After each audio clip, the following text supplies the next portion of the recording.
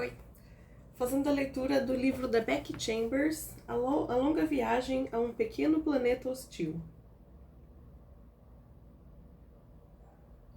Para minha família, do ninho e das penas. Do chão nós nos erguemos, nas nossas naves vivemos, nas estrelas sonhamos. Provérbio exodiano. Dia 128, padrão 306 da CG. Em trânsito. Ao acordar dentro da cápsula, ela se lembrou de 3 coisas. Número 1. Estava viajando pelo espaço. Número 2. Em breve começaria em um novo emprego, no qual não podia fazer besteira. Número 3.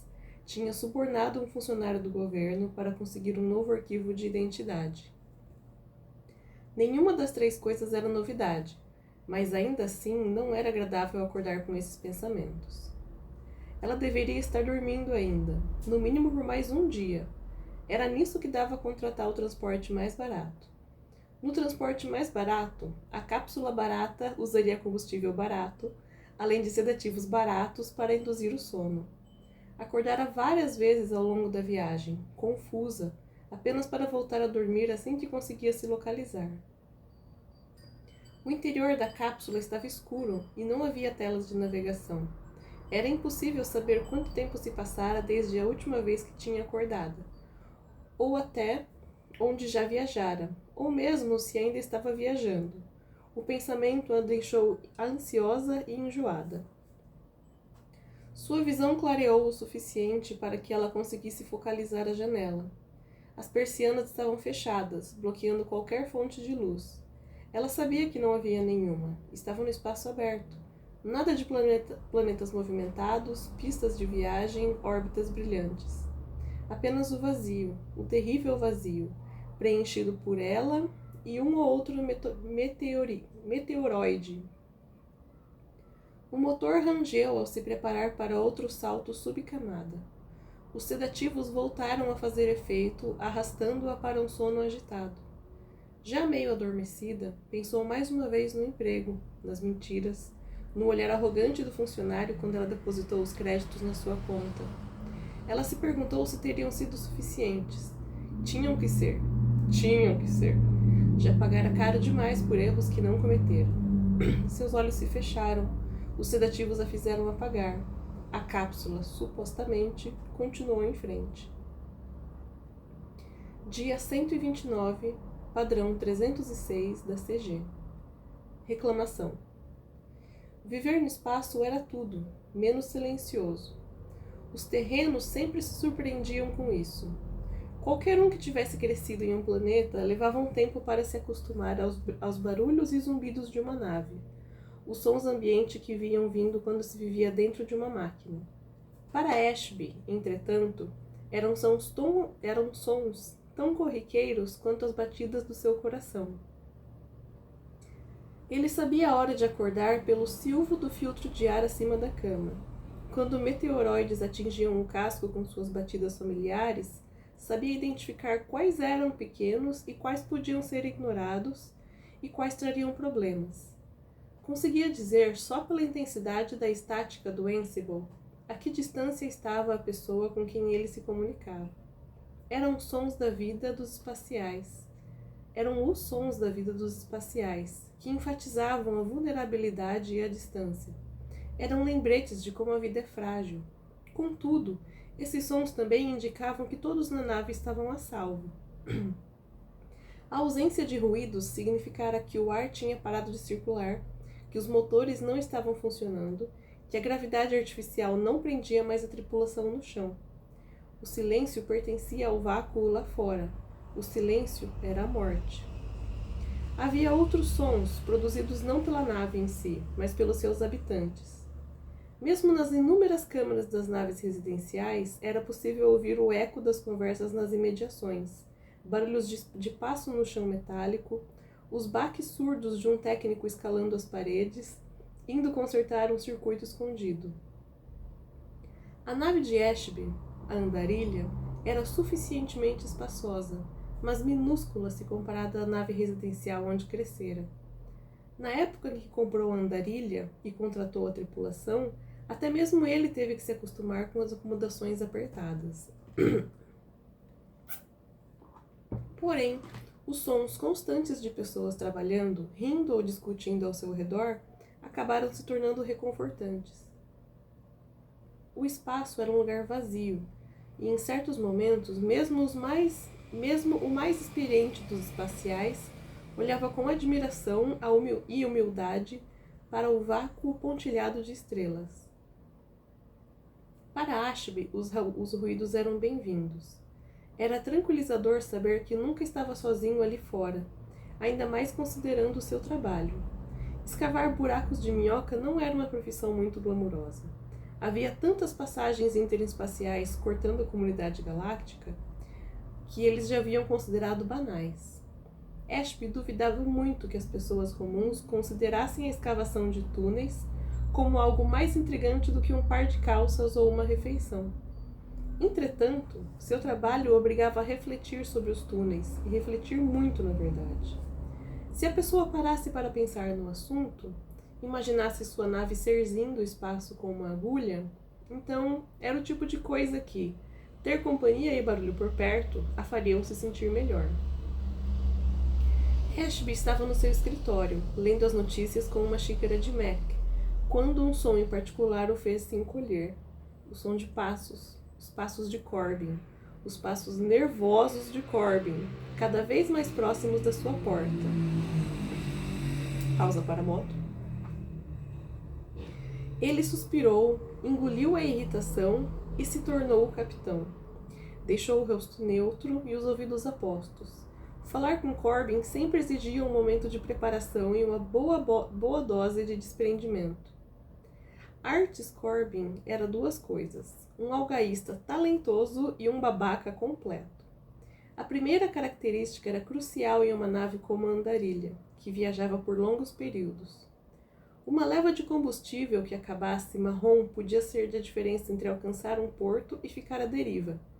Metade de um dos convéses inferiores da nave era ocupado exclusivamente por tanques de algas, que precisavam de alguém ajustando a quantidade de nutrientes e a salinidade de maneira obsessiva. Nesse ponto, a falta de traquejo social de Corbin era uma vantagem. O homem preferia passar as suas horas sozinhos com as algas, murmurando consigo mesmo sobre os índices de qualidade, empenhado na sua busca pelo que chamava de condições ótimas. Para Ashby, as condições sempre pareciam ótimas o suficiente, mas ele não ia discutir com Corbin quando o assunto era alga. Os custos com combustível haviam caído 10%. Pausa para carro velho. 10% desde que ele fora trazido a bordo. Além disso, poucos algaístas aceitariam trabalhar em uma nave de escavação de túneis, para início de conversa. Algas já eram bem sensíveis em viagens curtas, de modo que mantê-las saudáveis por longos períodos exigia meticulosidade e energia. Corbin odiava a gente, mas amava o seu trabalho, e era muito bom no que fazia. Na opinião de Ashby, isso o tornava extremamente valioso, e uma dor de cabeça extremamente valiosa. A porta se abriu e Corbin entrou, furioso. A testa estava coberta de suor, como de costume, e o cabelo grisalho nas têmporas parecia úmido. A andarilha tinha que ser mantida quente por causa da sua piloto, mas Corbin deixava claro desde o primeiro dia que detestava a temperatura padrão da nave. Mesmo após anos a bordo, seu corpo se recusara a se adaptar, aparentemente por puro despeito. As bochechas dele estavam vermelhas. Se era por conta do mau humor ou de ter subido as escadas, era impossível dizer. O capitão jamais se acostumara àquelas bochechas tão vermelhas. A maioria dos humanos atuais descendia da frota do Êxodo, que navegara muito além do alcance do seu antigo sol. Diversas pessoas, como Ashby, nasceram nas mesmas naves residenciais que haviam pertencido aos refugiados terráqueos originais. A pele morena e os cachos pretos, pequenos e definidos, eram o resultado de gerações de misturas entre populações das gigantescas naves. A maioria dos humanos, fossem nascidos no espaço ou nas colônias, vinha dessa miscigenação do êxodo e não tinha uma nação. Corbin, por sua vez, era inconfundivelmente um produto do Sistema Sol, embora mesmo as populações dos planetas natais tivessem ficado parecidas com os exudianos nas últimas gerações. Embora a raça humana fosse um grande caldeirão genético, tons mais claros surgiam de vez em quando, mesmo na frota. Só que Corbin era quase rosa. Seus antepassados cientistas, os exploradores que construíram as primeiras órbitas de pesquisa ao redor de Encélado, estavam ali havia séculos, vigiando as bactérias que cresciam nos mares gélidos. Como o Sol não passava de uma pálida impressão nos céus de Saturno, a pele dos pesquisadores foi se tornando menos pigmentada ao longo das décadas. O resultado final era Corbin, um homem cor-de-rosa criado para tarefas tediosas em laboratório em um céu sem sol. Ele jogou seu scribe em cima da mesa de Ashby. O aparelho fino e retangular atravessou a nuvem de pixels e caiu como um baque diante do capitão, que gesticulou para que os pixels se dispersassem. As manchetes de notícias se dissolveram em fiapos coloridos. Os pixels voaram de volta como pequenos insetos para os projetores de cada lado da mesa. Ashby olhou para o scribe, então ergueu uma sobrancelha na direção do algaísta. Isso! Corbin apontava o dedo ossudo para o scribe. Só pode ser uma piada.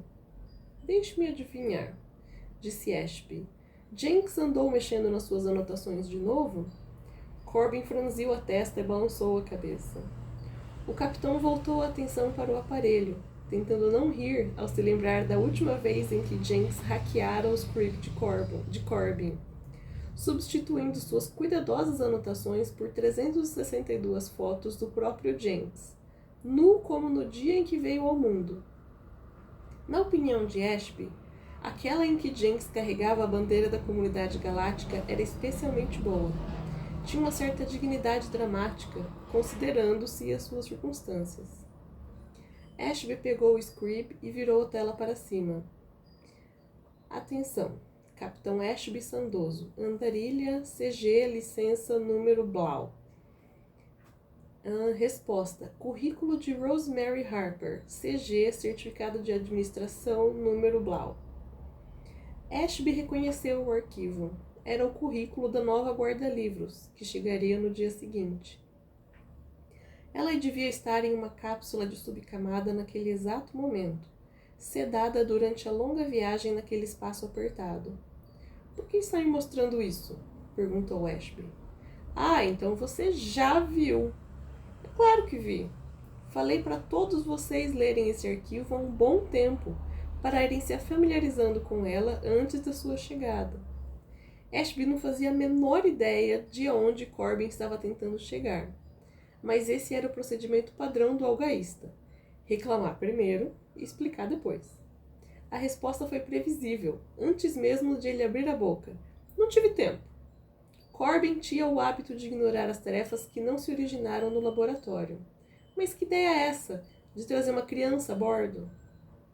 A ideia é contratar uma guarda-livros certificada. Nem mesmo ele podia rebater esse argumento. Os registros de Ashby estavam uma bagunça. E embora uma nave de construção de túneis não precisasse necessariamente de um guarda-livros para manter a licença, os manda-chuvas do Conselho de Transportes da CG tinham deixado bem claro que os relatórios sempre atrasados de Ashby não o estavam fazendo cair nas graças de ninguém. Não seria barato pagar e manter mais um tripulante, mas depois de pensar bastante no assunto e ser encorajado por C6, o capitão pedira ao conselho para lhe mandar alguém com certificado. Seus negócios acabariam desandando se ele não parasse de tentar fazer 2 trabalhos ao mesmo tempo. Corbin cruzou os braços e soltou um som de desdém. Você falou com ela? Tivemos uma conversa por CIB decana passada. Ela pareceu ok. Ela pareceu ok, repetiu Corbin. Muito promissor. Ashby escolheu as palavras seguintes com muito cuidado. Era Corbin, afinal, o rei da semântica. O conselho a aprovou. Ela é perfeitamente qualificada. O conselho deve ter fumado um estouro. Corbin apontou para o Scribe mais uma vez. Ela não tem experiência com viagens de longa duração. Nunca morou fora de Marte, pelo que eu vi. Acabou de sair da faculdade. O capitão começou a listar os próprios argumentos, contando-os nos dedos. 2 podiam fazer aquele jogo. Ela tem um certificado para lidar com papelada da CG, fez estágio em uma empresa de transporte terreno, o que requer as mesmas habilidades básicas que preciso dela. É fluente em ranto, inclusive nos gestos, o que pode abrir algumas portas para nós. Ela recebeu uma carta de recomendação do seu professor de relações interespécies e, o mais importante, pelo pouco que nos falamos, ela pareceu alguém com quem eu consigo trabalhar. Ela nunca fez isso antes. Estamos aqui no espaço aberto, prestes a fazer um furo às cegas, e você resolve trazer uma menina a bordo. Ela não é uma menina, só é jovem. E todo mundo tem um primeiro emprego, Corbin. Até você teve que começar em algum lugar. E sabe qual foi meu primeiro emprego? Lavar as placas de amostras no laboratório do meu pai. Uma coisa que até um animal adestrado conseguiria fazer. Aquilo sim era um primeiro emprego. Não... Ele estava quase cuspindo. Preciso lembrá-lo de qual é o nosso trabalho? Nós voamos por aí, escavando buracos pelo espaço. Literalmente. Não é uma coisa segura. Kizzy e Jenks já me assustaram muito com aquele jeito descuidado deles. Mas consigo não... Mas... não é uma Kizzy, me assustaram muito com aquele jeito descuidado deles. Mas pelo menos são experientes. Não consigo realizar as minhas obrigações se ficar o tempo todo preocupado se a novata vai apertar o botão errado. Esse era um sinal amarelo, o não consigo trabalhar nessas condições, que indicava que Corbin estava prestes a surtar. Era preciso acalmá-lo. Corbin, ela não vai apertar botão nenhum. Não vai fazer nada mais complicado que escrever relatórios e arquivar papelada. Ela também vai entrar em contato com os guardas das fronteiras, as patrulhas planetárias e os clientes que atrasarem os pagamentos. As pessoas com quem trabalhamos nem sempre são legais, nem sempre são confiáveis. Precisamos de alguém que saiba se impor, que consiga falar grosso quando um delegado arrogante achar que conhece o regulamento melhor do que nós. Alguém capaz de ver a diferença entre um lacre de segurança legítimo de um alimento e a imitação de um contrabandista. Alguém que realmente saiba como as coisas funcionam por aqui, e não uma recém-formada qualquer que vai molhar as calças na primeira vez que um oficial Quilin nos abordar. O capitão pousou a caneta na mesa. O que eu preciso é de alguém que mantenha os registros em dia. Preciso de alguém que cuide da nossa agenda, que faça a tripulação tomar todas as vacinas e passar por todos os exames necessários antes de cruzarmos uma fronteira. Alguém que deixe a minha contabilidade em ordem. É um trabalho complicado, mas não é difícil. Pelo menos não se ela for tão organizada quanto sugere a carta de recomendação. É uma carta padrão, tenho certeza absoluta. Aposto que o professor diz sempre as mesmas coisas de qualquer aluno frouxo que vai bater à sua porta. Ashby ergueu a sobrancelha. Ela estudou na Universidade de Alexandria, assim como você. O aguaísta soltou um muxoxo de desdém. Eu estudei no departamento de ciências. Tem uma grande diferença. Ashby riu. C6 tem razão, Corbin. Você é mesmo um snob. A C6 pode ir pro inferno. Sim, ouvi você dizendo isso para ela ontem à noite. Dava para escutar vocês no fim do corredor. Qualquer dia desses, Corbin e C6 iam acabar se matando. Nunca se deram bem, e nenhum dos dois tinha o menor interesse em se entender. Ashby precisava ser muito cuidadoso nessa questão. Ashby e C6 já eram amigos antes da andarilha, mas quando estavam no modo capitão, precisava tratar Corbin e C6 com imparcialidade, como membros de sua tripulação.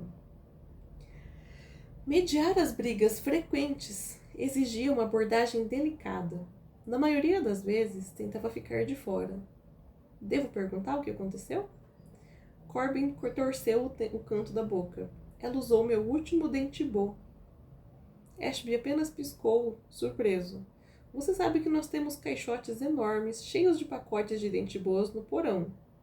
Não do meu tipo. Você compra aqueles falsificados que deixam a gengiva toda inflamada.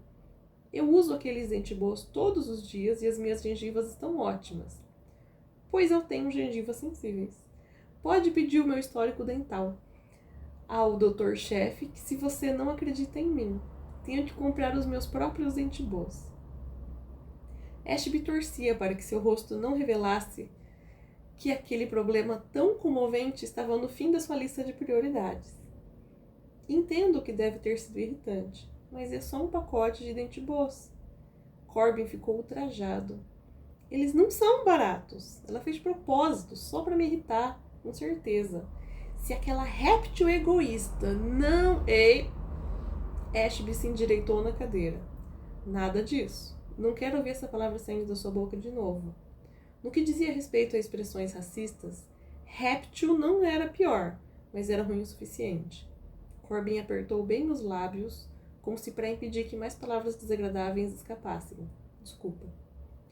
O capitão estava com os cabelos da nuca arrepiados, mas, para dizer a verdade, não havia andamento melhor para uma conversa com o Corbin.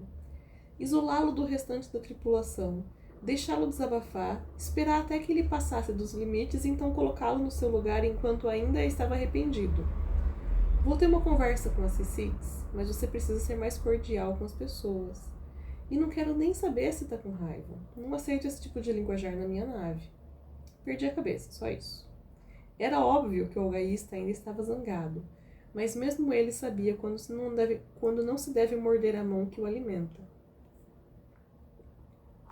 Corbin tinha consciência de que era um membro valioso da tripulação, só que no fim das contas era Ashby quem depositava os créditos na sua conta. Valioso não era o mesmo que insubstituível. Dói saber disso. Perder a cabeça é uma coisa, mas você faz parte de uma tripulação interespécie e não pode se esquecer disso. Ainda mais quando teremos alguém a bordo. E falando nisso, sinto muito que você esteja preocupado com ela, mas francamente não é problema seu. Rosemary foi recomendada pelo conselho, mas concordar em chamá-la foi decisão minha. Se ela for uma má escolha, vamos contratar outra pessoa. Mas até lá, daremos a ela o benefício da sua dúvida. Independente dos sentimentos em relação a isso, espero que faça Rosemary se sentir bem-vinda. Aliás, um sorriso se formou bem devagar na boca de Ashby. Corbin pareceu preocupado. O que foi? O capitão se recostou na cadeira, entrelaçando os dedos das mãos. Corbin, acabei de me lembrar que a nossa nova guarda-livros deve chegar por volta das 5:30 amanhã. Eu tenho uma conversa por CIB marcada com o Yoshi às 5 em ponto. E você sabe como ele adora tagarelar. Duvido que termine antes de Rosemary atracar. E ela vai precisar de alguém que lhe mostre as coisas por aqui. Ah, não! A expressão de Corbin foi de puro sofrimento. Peça pra Kizzy. Ela adora esse tipo de coisa. Kizzy está muito ocupada substituindo o filtro de ar na enfermaria. E duvido que vá ter acabado amanhã. O Jenks está ajudando Kizzy. Então também não pode. A C6, então? A C6 tem muitos preparativos para fazer antes da escavação de amanhã. Ela não deve ter tempo. Ashby abriu um longo sorriso. Tenho certeza que o seu tour vai ser ótimo. Corbin olhou para o patrão com uma expressão maligna. Às vezes você é insuportável, Ashby. Ashby pegou a caneta e tomou o último gole. Sabia que podia contar com você. Fim do capítulo.